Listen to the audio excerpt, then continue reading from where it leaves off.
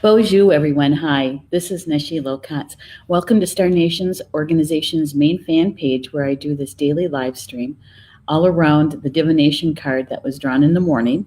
And the intention of that is information about the energy that's flowing today for our highest good. What's most important for us to know? Yeah, for our highest good. And it always sparks a very interesting spiritual conversation in the chat room. So, welcome. Today is Monday, April 1st. Can you believe that? April 1st. What happened to March? What happened to March? Oh my gosh, it was gone in a blink of an eye, wasn't it?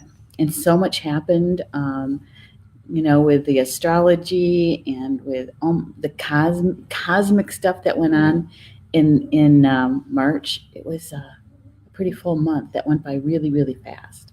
Really fast. So before we get going with any of the information about the cards, I'm going to share and like the live stream. And I'd invite you to do the same thing. Even if it's just do it, share it with one person. That's really nice. And we appreciate that. It helps us to be in the live stream a little bit more. And so that those souls who are looking for this kind of information, this kind of conversation, this kind of spiritual community, which is a little bit easier to find. Aw, Georgie. Georgie's with me today. And, I didn't know what he was whining about. He's kind of caught up in the wire, in the cords. Hang on just a second. Just a minute, George. Yeah, there you go. There we go. God, I didn't know what he was whining about. He went underneath the table, and when he did that, he got caught up in the internet cable for the router. Poor boy. Here I thought he was just being, an 8-month-old puppy. I guess he kind of was. He just couldn't move. Poor boy. Okay, we're going to share this to my newsfeed so that my friends know. Okay, so we're just telling them, hi, friends. Letting them know that I'm live streaming and asking them to please join us. There we go. I think I'm going to add a little emoticon to that one. Let's see, we always do the hearts. And maybe we'll do the sunglasses too. There we go. There. That works. And if you shared, thank you so much. I appreciate it. I'm sure a lot of other people will appreciate it too. Yeah. All right, so let's see who's in the chat. Hey, Cindy Lynn. Cindy Lynn's here. Good to see you. Have you in the chat. Julie Shumway Hill's here too. Hello, Julie. And Tanya says, hi, everyone. I hope it's a marvelous Monday for all. That's a good one. Marvelous Monday. Cindy says, my cat's head turned straight to the phone hearing George. Yeah, George he was trying to tell me, hey, I need help. I wasn't paying attention to him. Yeah. Now he's settling in to take his nap. I was talking to him about,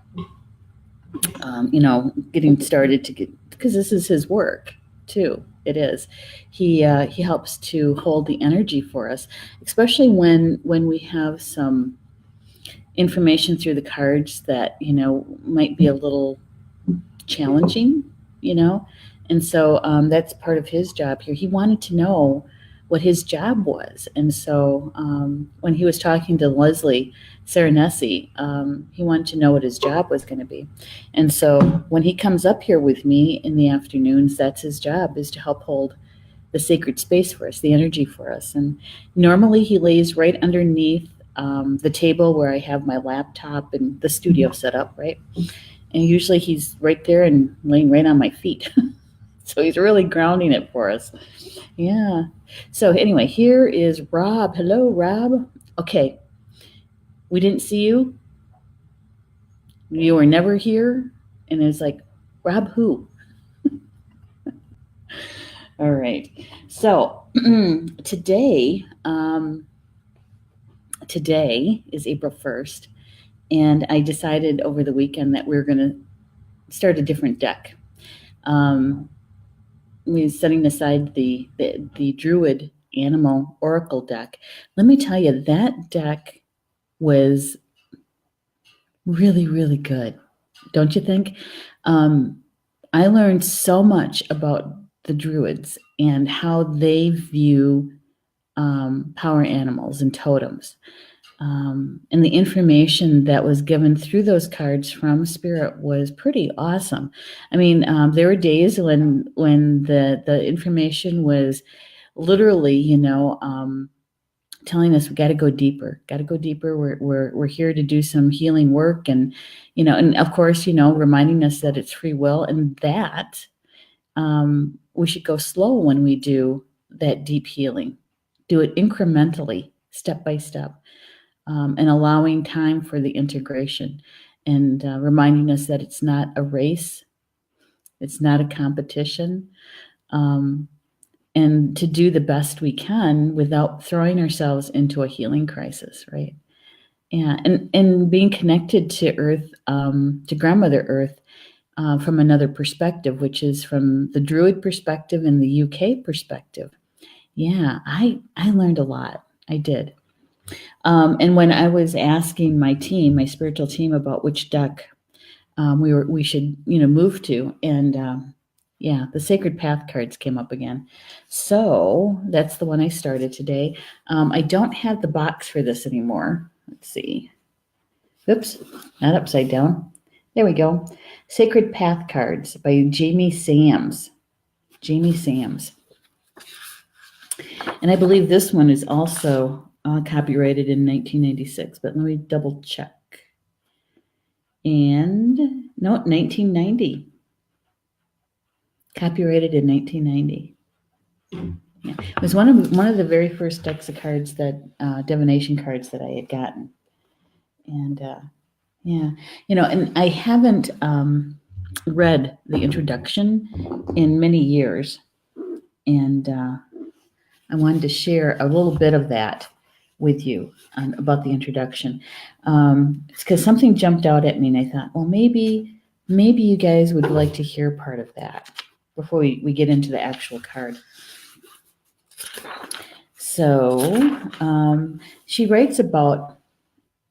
answers the question, what is a medicine walk? Because the Sacred Path cards is about the medicine path. And the medicine path means different things to different tribal nations. And it may even mean something different to you, okay? But Jamie Sams writes about that medicine is anything that will aid the seeker in feeling more connected and in harmony with nature in all forms of life. All forms of life. Anything that is healing to the body, mind, and or spirit is medicine, by her definition. Anything that is healing to the body, mind, or spirit is medicine. She says that the medicine walk was a way to reestablish the link to the allies or medicine helpers. A medicine walk is still possible in today's busy world if the seeker knows how to read nature's signs. And so even though you might be living in an apartment downtown, whether it's a small city or a large city, there's still nature. Even though it might look like a concrete jungle, there is still nature. There's still birds, right? There's still the insects. There's still nature. And we also have to remember that us two-leggeds, us humans, are a part of nature. We're not separate from it. And so even though we might be surrounded by concrete, there's still nature. And we're still being given signs through our relatives in nature. And we're also being given signs and synchronicities through our relatives called the star nations, the star beings, the other relatives from different planets and different stars, from our ancestors. Those in the unseen also are still giving us signs and symbols, synchronicities. So it's not just those of us who live out in the country or on the edge of a small town. Everybody does. Everyone. We just have to be aware of it and remember our connection to them. Yeah. So that was kind of nice to read about that. She goes on to say that in this system of divination, the sacred path cards will present questions to you so you may redevelop your personal intuition. Power is no more than our gifts and abilities and can never be stripped from us by another. It's time for each seeker to acknowledge and use those talents. All right. So, in my way of understanding that, she's talking about our gifts, because that's where our power lies. Our gifts are directly connected to the Creator because that's what we came in with.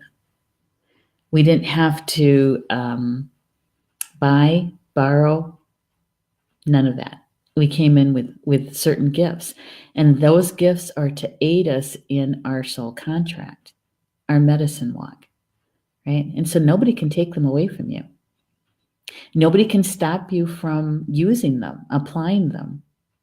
The only one that can do that is you, is us, right? With our mental mind, our attitudes, right? Yeah. And so she also says that all living creatures have their own medicine messages to share with those who are willing to learn their language. And she talks about the language of love. And the Seneca, which is the people that she's a part of, she says that the Seneca, in their language, is the way that all relations speak to us is through the language of love. And so when we receive one of those signs, when we receive, I don't know, like a fox crosses your path, or a butterfly flies in, even if you're in the subway, right, and you see a butterfly or a moth, the message that they bring to us is really through love. And so the Seneca call it the language of love. And so when we turn our attention to it, that means that we're on a vibrational match with that. So think about that, the language of love. So whenever you see, I don't know, when you see that eagle flying, or those squirrels in the park, I remember there was a story that Julie had just told, that she was in the park and she was having kind of a bad day, and she went and sat by this big grandmother tree, and she saw the squirrel coming right at her, climbed up the tree, and she did talk to the squirrel, but the squirrel crawled down, and on her left-hand side was kind of upside down, but was really close to her, right? Language of love. When I read that, I thought, oh my gosh, that is such a great way to bring in that kind of information, is to remember, or to know that it's about love. It's the language of love. Whenever we see an animal, or all those signs and synchronicities coming from our spiritual team, those numbers that we see, the things that Maureen Mann spoke about in her show last week, the feathers and the coins, those signs, literally street signs, signs on the side of a truck, all of that, just to help us along our way. Yeah, signs of love, coming from love. It's called a language of love. She says to understand these messages is become one with the creature beings of nature. So is to remember that there are relatives, right? Yeah. And how that relationship occurs, and that occurs because of spirit, She says that in the modern world, the understandings of the language of love can be understood only through an open heart, for it is a way of life rather than a system to be managed. I think that's pretty good. I'm going to say that again. In our modern world, the understandings of the language of love can be understood only through an open heart, for it is a way of living rather than a system to be managed. Right? Yeah, I like that a lot. So when we see those signs, those symbols, and we turn attention to it and remember that we must be on the frequency of the language of love if we're seeing this, if it's being brought to us.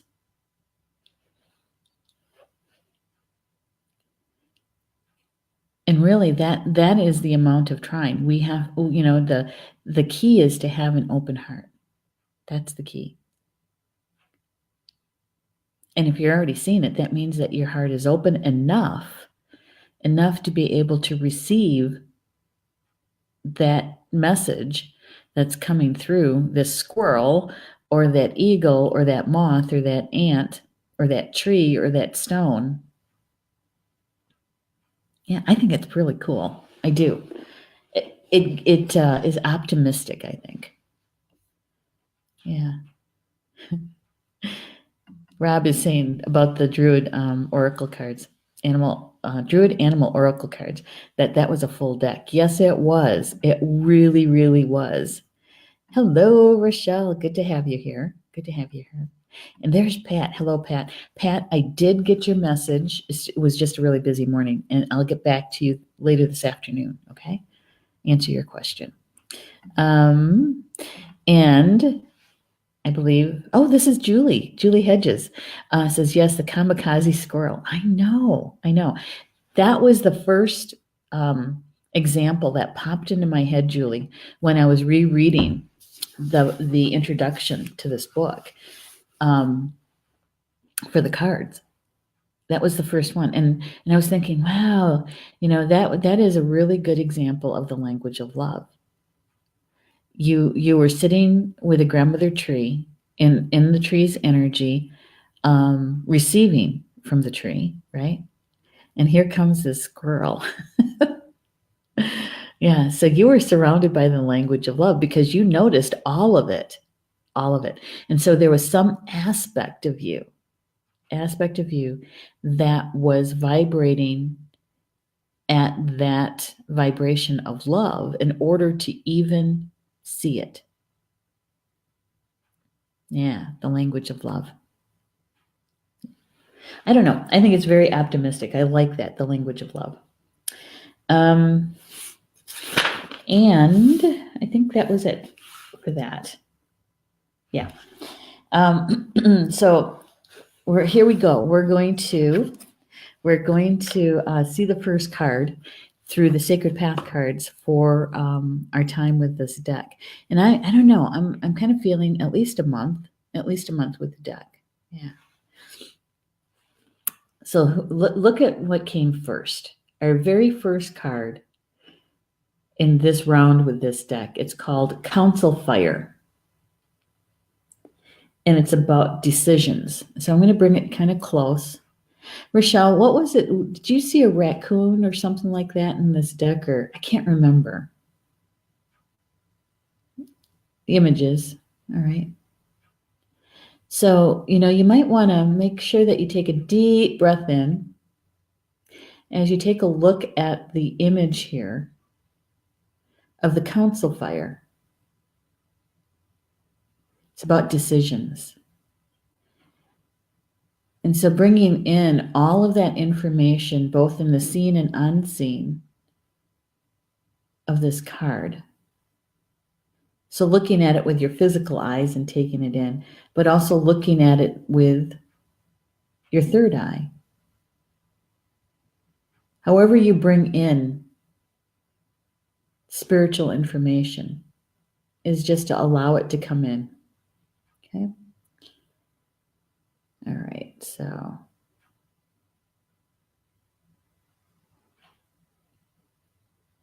And I would assume that those blankets that they're wearing are Pendletons. They look like it. And, okay. And Jamie Sams always has, it's kind of like a poem attached to these cards. And so here's what she says. She says, elders gathered, the fire of wisdom's light, words, decisions, conclusions, all through the night. So the person who seems to be standing just on the other side of the fire, they're the ones that's the person who's talking in the council fire. Around the council fire, I should say. And the council fire in the old days was about the gathering of the people when something needed to be discussed, right? And so those sitting closest to the fire were in the leadership positions. So they would have been the clan leaders, they would have been the medicine people, they would have been the holy people, the lead woman, the lead man in each of the clans. And the whole clan, all the people would have been there on the periphery listening. And sometimes, yes, it would go very, very long. I haven't been to one of, they're called general councils now. I haven't been to one of my general councils in several years. But it is literally the gathering of the people, and when there is something that needs to be discussed.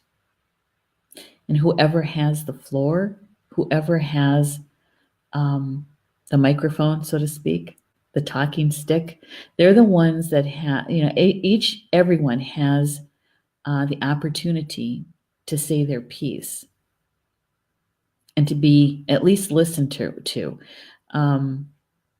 You might not get total agreement from what you said, but at least you have the opportunity to say it, right? Yeah. And so in modern day, and the meaning of this card for us individually, because remember when I draw the cards in the morning, my intention is to have my spiritual team show us what is most important of the energy that's flowing today for us to know about. And I've been adding for our soul growth, for our highest good and the highest good of all, right? And that we can share with others the information. And for this to be our first card drawn, the council fire, in some ways, that you might even call the afternoons that we gather here together, the time we spend together in this live stream. Sometimes it is about, I share with you what's going on in Star Nations, the new things that are coming up, things that have occurred in Star Nations. And so in some ways it is about a council. And the elders are always present at the council meetings, always. And they're usually the first ones to share. They're asked to speak. Right. Yeah. Rob says it is from the traditions that token ring networks were names. Oh, I didn't know that. Thanks for sharing that, Rob. It's good to know. Julie is saying this is similar to Osheti Sakoi, the leadership of the camps at Standing Rock. Yes, it is. Yes, it's exactly it. Because at Osheti Sakoi back in 2016, they had the main fire, the sacred fire, is where they would all gather, and the elders were always there. But they also had gatherings for each of the clans. They had gatherings for the women. They had gatherings for the men. They had gatherings for the protectors. And so, yeah, and then they would all come together when there was certain things that needed to be discussed and things that were decided on. Now, when we can take that into our own lives, into modern times, you don't necessarily have to be a tribal member in a Native American nation to have a council fire. Okay, it's the premise. It's um, the intention behind it.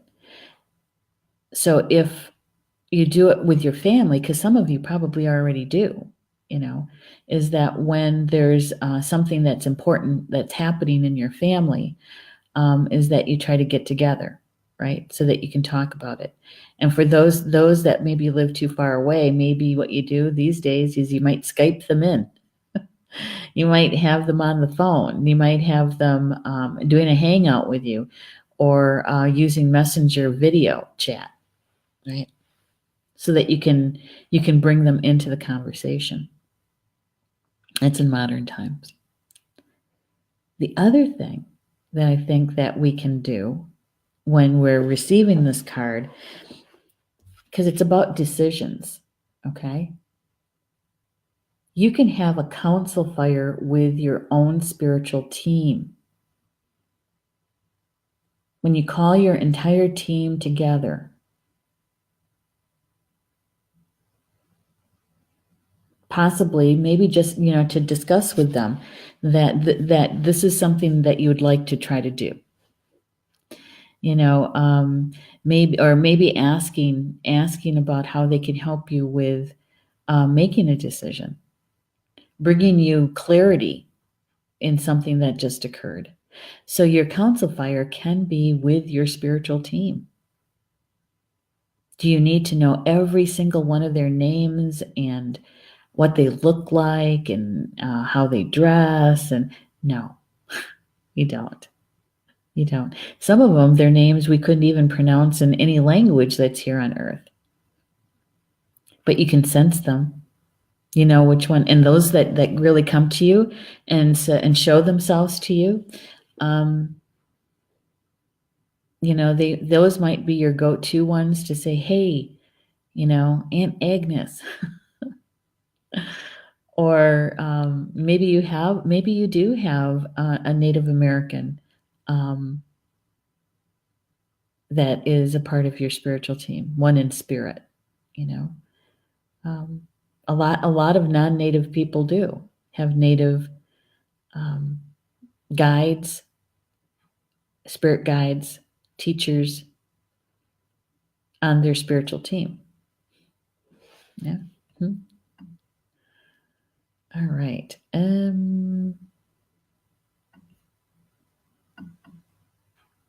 Rob says they're now pretty much obsolete. Oh, you were talking about this, the traditions that token ring networks were names. Yeah. And Tanya saying, I love the bright colors. It appears the council members looking away is taking in things in the surroundings. Yeah. Sort of. Yes. They're taking it all in. Okay. And that is probably a good way to say that for us, that when we're asking our spiritual team for information, guidance, is that to take it all in. Okay. Much like when I show you the cards and I ask you to take a deep breath, right? And on the exhale, really looking at the image and sensing, seeing, hearing, feeling, right? To bring it all in as much as possible. Some of it, it won't even register in your mental mind. And other things will, right? But to take it all in. And the thing is that the way that the art is done here, sorry about that, it's called, this just came in, is that in many tribal customs, is that when someone is speaking, especially in a formal way like this, and especially if it's an elder, is that you don't look at them directly. Yeah, I know it's kind of opposite of non-tribal people. Okay, is that we're not supposed to look at them directly, because if you're looking at them directly, it's about being more in your mental mind, right? That you're not paying attention, and it's kind of disrespectful. And so when you're not looking directly at them, or even looking away from them, that you're giving them your full attention. It's not that you're trying to figure out how to ask the next question before they've even finished, right? Yeah. But they're taking it all in. Everything. Much like we do, right? Or we should, really, when we're talking to our spiritual team. And they're showing us those signs and synchronicities, out here, is to take it all in. Hey, Anne's here. Hello, Annie. You're welcome, Anne. She says, we had our first campfire of the season last night, so I could discuss with my kids in kid terminology to try to explain my personal journey going on. Has been for a couple of years right now for me, so I can be stronger for things in the future that I don't have all the knowledge about of just yet. Thank you for sharing that, Anne. One of the things that Paul and I do when we have our very first fire is that we do a little bit of a ceremony, the first fire of the season, right? I usually use tobacco because Potawatomi, that's who I'm enrolled with, we're the fire keepers. And so most often for those kinds of ceremonies, we do put our tobacco into the fire. And so that's what I usually do at the beginning of the season. And so thank you for sharing that, Anne. So you had your own council fire last night. Yeah. She's saying exactly, very difficult to try to explain to others what is going on with and around me right now. Yeah, and sometimes you don't even have to describe it, right? Yeah, and if you need to take those breaks and you're quiet, it's just letting them know that this isn't anything about you or against you or anything like that. I just need to have some quiet time right now. Yeah. And that's okay. You don't have to explain everything to everyone. No, you don't. You will at some point. You'll discern for yourself who you're going to share that with and when. And that's okay. That's all right. It's about you right now, Anne. It's about you. And the experience that you're going through. You can always journal it. You can always journal it. Yep. Token ring networks. Thank you, Rob. And Anne is also saying the one looking away I interpret as looking towards someone or thing approaching or looking for more guidance. Okay, so one of the things that happens, I just said that we put tobacco into the fire. Before anyone even begins to speak about the subject that's bringing them together, is that a holy person will say a prayer, and they'll call in the 7 directions, right? The 4 directions: above, below, and within. And so that sets the sacred space, is what the language we would use today about that. But it sets the template for what is going to happen there, and that it's being led by spirit, right? It's being led by spirit. And they invite everybody in. Everybody. All of the relatives are invited. So all of nature, all the tree people, the stone people, all of them are invited to come in. They also invite the star nations to come in. And so that they have as much input into the decision making as possible. And so that's why I was including, we can do that in modern day You don't have to necessarily belong to a tribal nation in order to do this. As Anne did, she did it with her kids. You can do that in the physical with your family or with your own clan, right? But you can also do it with your spiritual team. You can call them all in because you have a decision to make.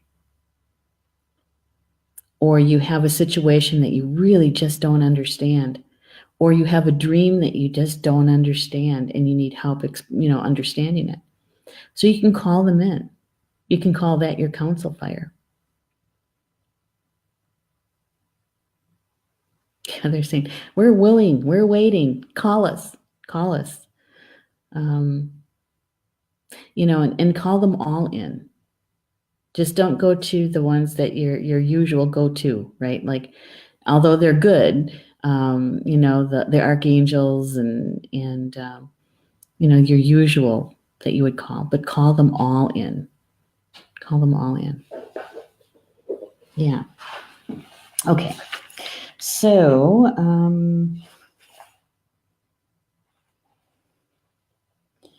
all right. So here's what she's saying about the card. Jamie is saying that if you've been waffling over what to do next, the council fire card is insisting that you make a decision. So there's those of us who are here today in the live stream and those who will be watching the recording, right?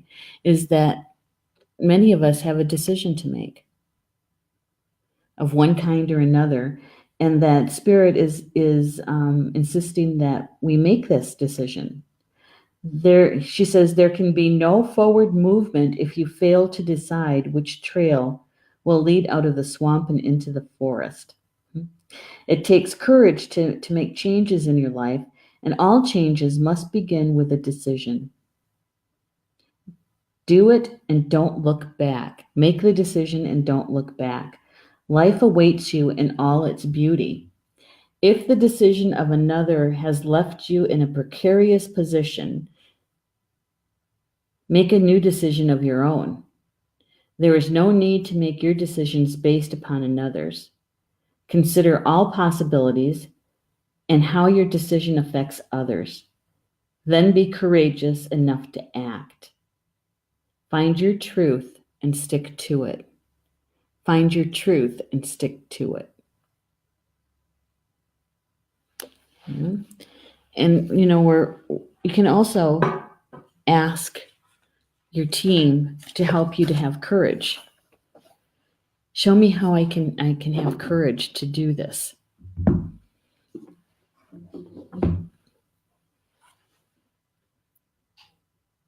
Yeah.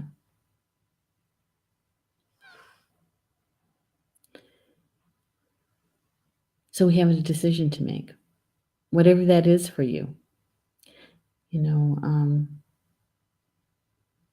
Could be big ones, it could be little ones. The size doesn't matter to our spiritual team. The size doesn't matter.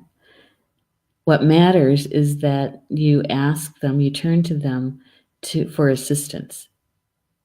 And so you can take in all the information that they're giving to you so you can reach your own decision. Because remember, you're the one who's in the physical body, experiencing life here on the earth plane. Your spiritual team, it's not their life necessarily. They are experiencing it through you, but you're the one that has to live it. You're the one that has to make the decision because you're the one with the free will. And so taking in all the information that they're offering you in order to make your decision. Yeah. They say that usually big decisions, is that once you think, okay, I'm going to do such and such, I'm going to do that, is to actually sleep on it overnight and see if there's anything that shifted in the new day before you make that final decision.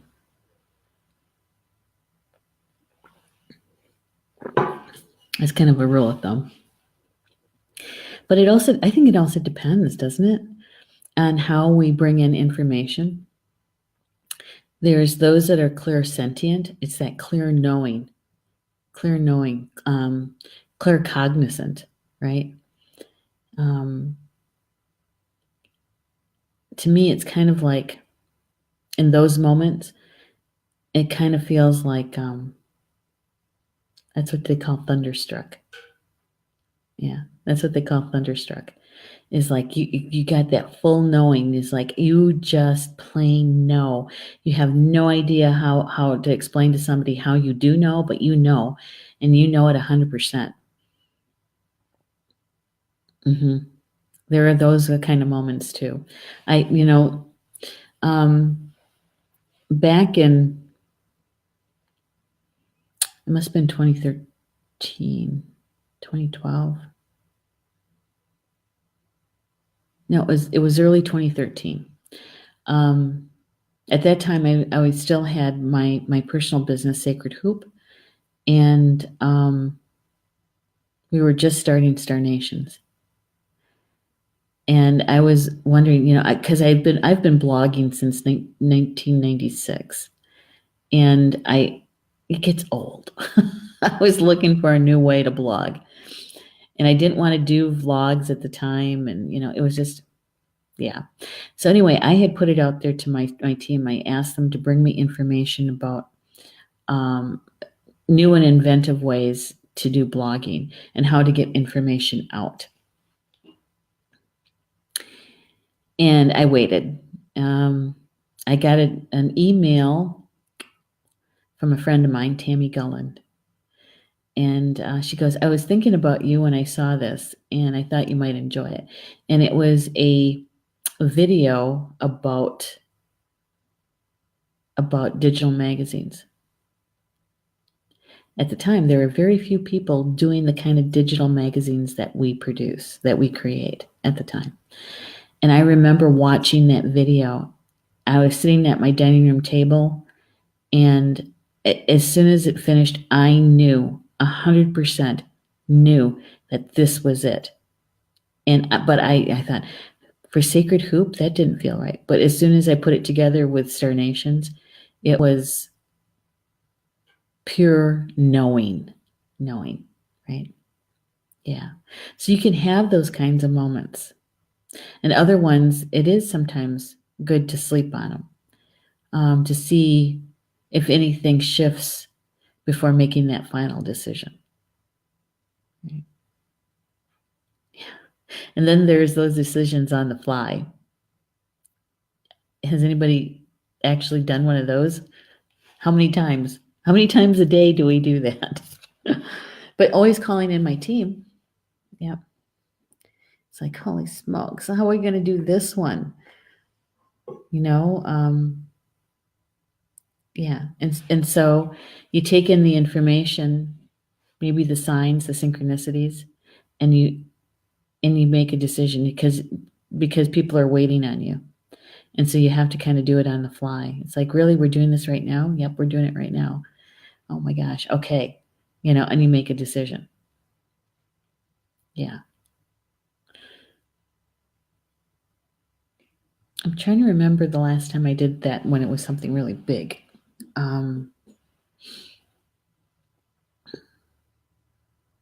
Had something to do with the magazine. I don't remember what that is right now. Because even Elfhelm, my sister-in-law, said, "Okay, you just did that decision." I said, "Yeah, I did. It felt right." Because I met with my spiritual team, and I said, "Okay, what are we going to do now? We need the best step. What's the next best step for this? Show it to me." And when they did, I knew that was the right one. And so the decision on the fly. Yeah. All right. And Julie is saying, running to a meeting. Well, thanks for stopping by, Julie. Appreciate it. Anne's giving us a smile. Yeah. So in your day-to-day, or possibly you've already experienced this morning, is having to make some sort of decision. And even if it does affect your entire clan, your entire family, and having that family meeting, certainly, that is a good time to do a council fire meeting. But I would also include my spiritual team in that one too. Or perhaps your decision that you have to do is about your soul growth, really, and you're going, I don't know, you're vacillating back and forth. You just don't know. There's doubt, right? That's a good time to call in your team. Tell them what your intention is, what you would like to happen, the desire for your highest good, right? Or something better. That's always a good one, or something better. And call them in. And then, let them show you. And it could take a little time.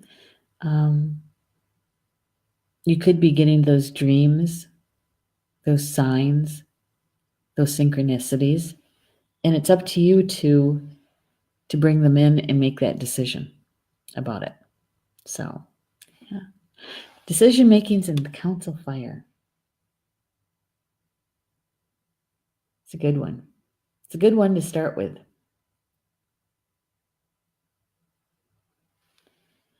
So I don't know if Rochelle is still in the chat, but I think it was a raccoon. Why is it a fox? I don't remember. But the one that I think she's referring to is right here in the corner, up here.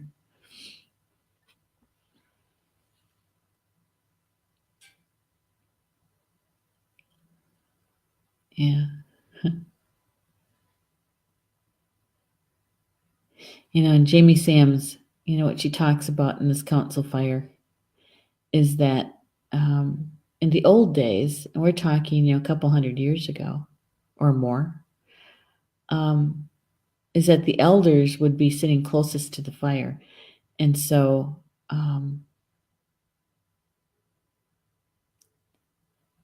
so the fire, they would be definitely taking in all of the energy, the spirits of the fire, because that fire is alive. It's a sentient being. And so is the smoke. So I don't know. To me, looking at the fire, I know that there's a person standing on the other side of the fire, but looking into the fire, how many people see or sense there's another being standing right in the middle of the flames there?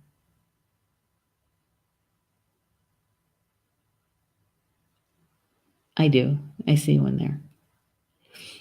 Yeah. Spirit. Yeah. Spirit. So, whatever it is that you have to make a decision about, is know that you're not alone. You're not alone. Whether it's a big decision or a little decision, it doesn't matter. You're not alone. And all you have to do is call on your team, your spiritual team, for assistance. Yeah. And allow to be spoken to through the language of love as they send those messages to you. Maybe it is through an animal. Maybe it is through, the clouds, or maybe it is through, stones or the tree people. Whatever it is to be open to it. And remember that when you receive a sign, when you receive that synchronicity, is that you are vibrating at a frequency of love, in order just to even recognize the sign, to see it.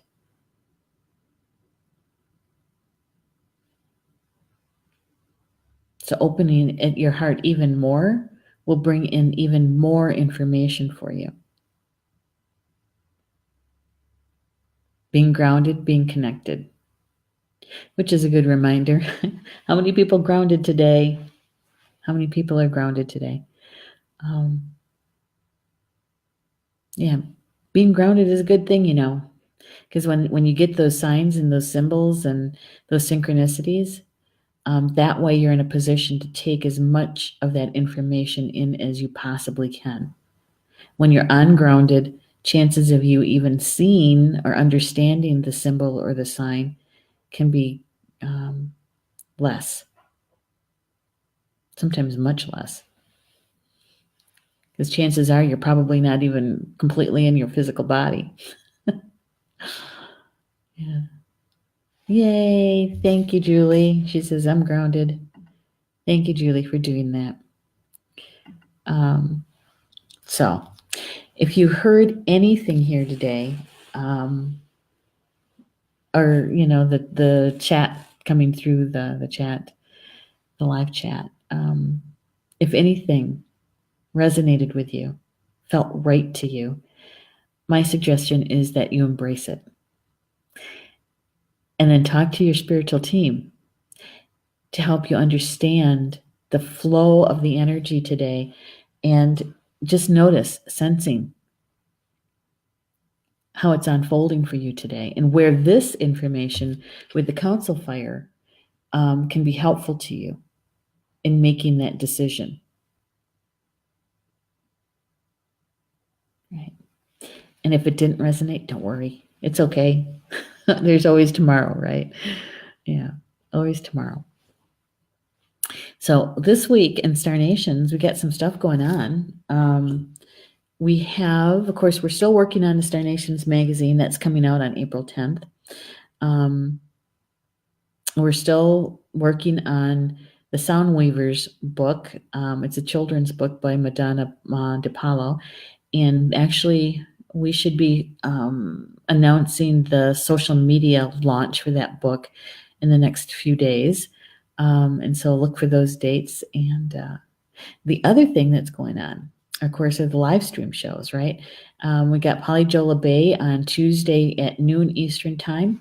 And she is talking about expanding the intuitive flow. So if you're, asking for more clarity, right?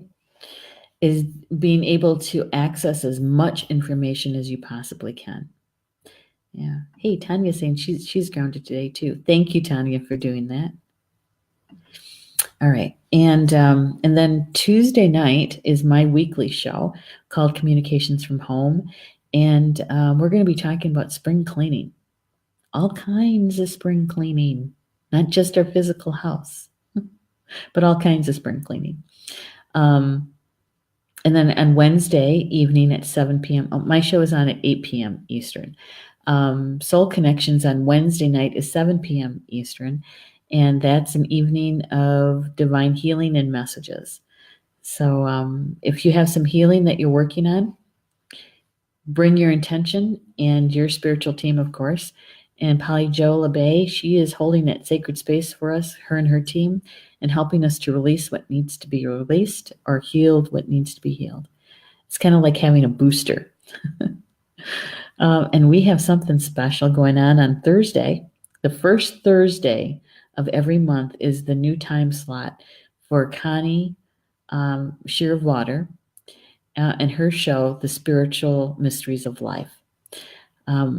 Connie asked if we could move her show to the evening and to the first Thursday of the month, because she's got some stuff in her personal life going on, and that would fit better. And so that's what we're doing. In order for her to have an April show, she has to have it on Thursday night. Otherwise, she's going to miss a whole month. And so anyway, that is the new time slot for Connie's show. Now, Connie is doing channeling on her show. So if you have any questions, I would say probably the second half of the show to maybe even 45 minutes, the last 45 minutes of the show, she'll be taking questions. The thing is that when you ask a channeler a question, try to make it as specific as you can, because otherwise, it's like you're getting all kinds of information. My father-in-law used to say, I asked him what time it was, and he told me how to make a watch or a clock. And so you want to narrow it down if you want a specific answer. Okay. And you can put your questions into the chat during her show, and she'll get to as many people as she can. All right. All right. That's the big news about Connie. Yeah. We've got some classes coming up.